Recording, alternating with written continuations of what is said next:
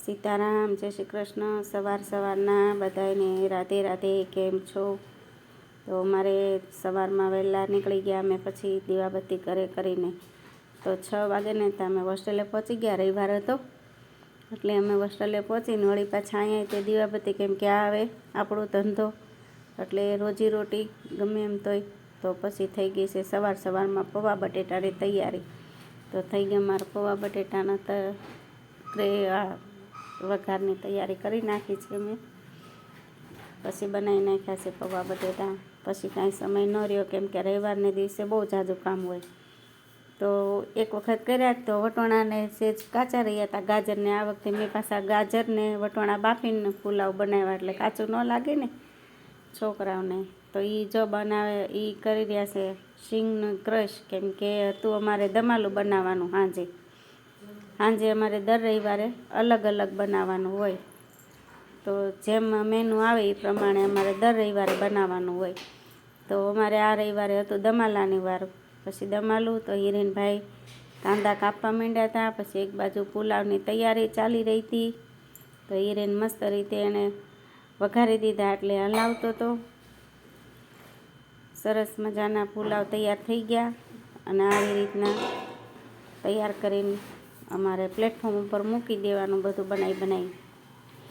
તો 70-80-90 જણાના પુલાવ હતા. અને 80-90 જણાનું આપણે બટેટાનું દમાલું હતું. તો હવે બધી ગ્રેવી તૈયાર કરી નાખી છે. ગ્રીન ચટણી છે, લસણ, મરચાં અને કોથમીરની સરસ રીતે એને બધી મિક્સરમાં જ ગ્રેવી કરી નાખી હતી.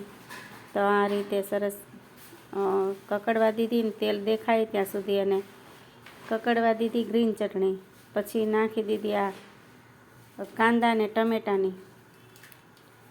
તો એ પહેલાં અમે તૈયાર બધું કરીને જ રાખ્યું હતું. ને આ છે સિંગ, ને આ બેન અમારે બધું તૈયાર કરવા માંડ્યા છે, ને એના ભાઈ વઘાર કરવા માંડ્યા છે. અમે ત્રણેય મહેનત કરતા હોય આખો દી.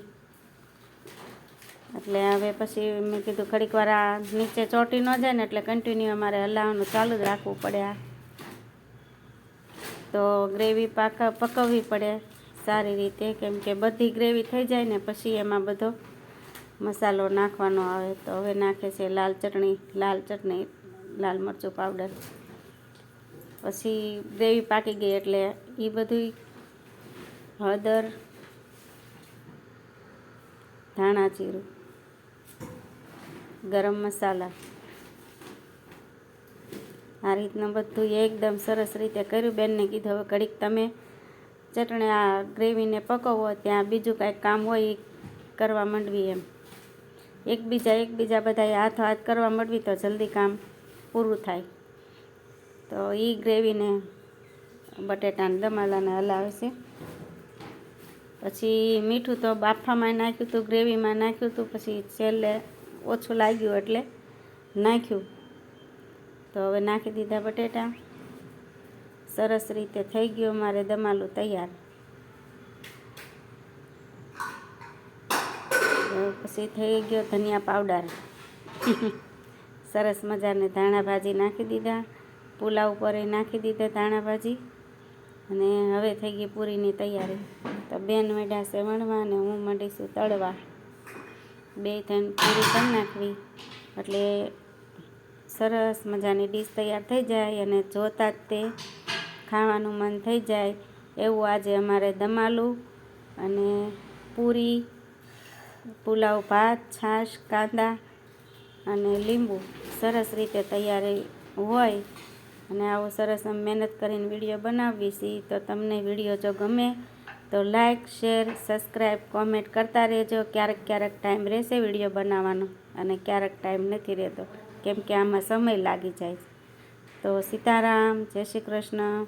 આવી સરસ ડીશ તૈયાર થઈ ગઈ છે. તો તમે બધા આવી જાઓ જમવા.